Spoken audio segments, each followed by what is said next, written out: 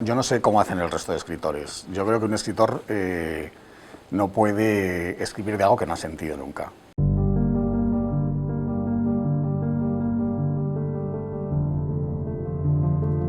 O sea, puede no haberlo vivido.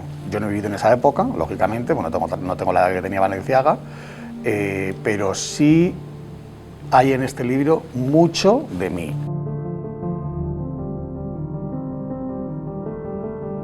Pues Balenciaga es un personaje que a mí me había fascinado desde siempre. Me parece que es como una bandera que tenemos en España, en reconocimiento internacional, pero tan desconocido. Y claro, esta novela no habla de su trayectoria laboral, del modista, que también habla de su historia personal.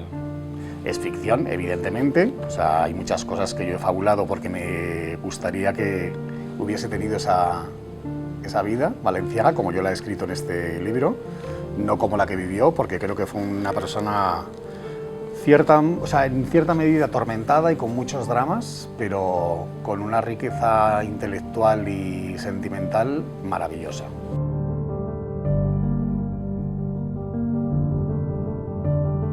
Yo creo que tenemos la grandísima suerte de que Balenciaga fuese español, porque es para mí el mayor referente internacional en la historia de la moda. Yo creo que no va a haber nunca... Esto es como con los grandes artistas en todos los campos, como una Lola Flores en la escena, como los grandísimos escritores internacionales. O sea, Balenciaga va a pasar, vamos, ya está en la historia, pero estará de por vida en la historia y en la retina de la gente por ser, yo creo, el mayor creador de arquitectura textil.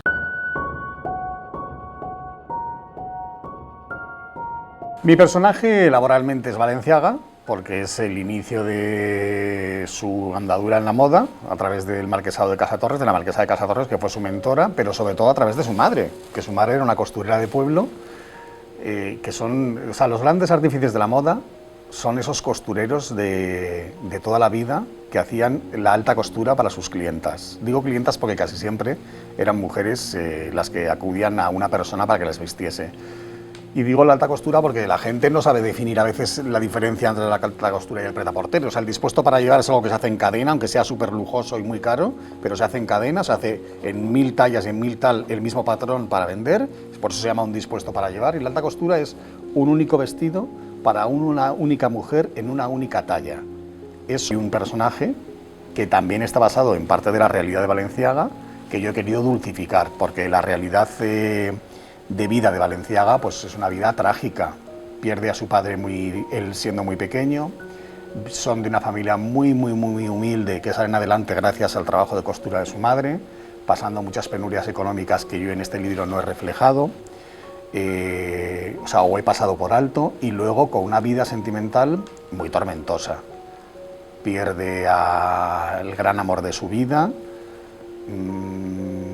era un hombre muy avanzado para su época, viviendo en una época muy complicada. O sea, un homosexual exquisito que nace en 1900.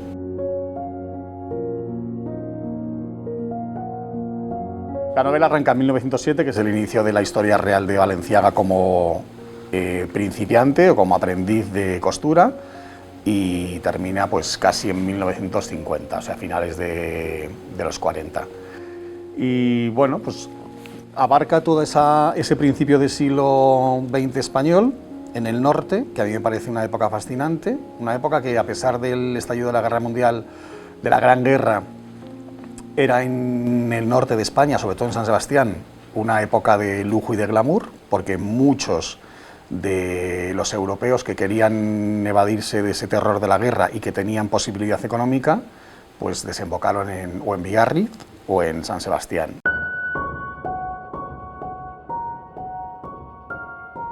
Y los escenarios principales no podían ser otros que ese San Sebastián, Guetaria, que es donde nace el pueblo donde nace Cristóbal Balenciaga, San Sebastián, que es en realidad donde desarrolla su proyección internacional, en las casas de costura que ya todo el mundo conoce, que son primero la Casa Gómez, New England, los almacenes de Louvre, que luego se traslada a París a trabajar, y luego París, ese París de los años 30, donde él conoce a Coco Chanel, a Pablo Picasso, a Apollinaire.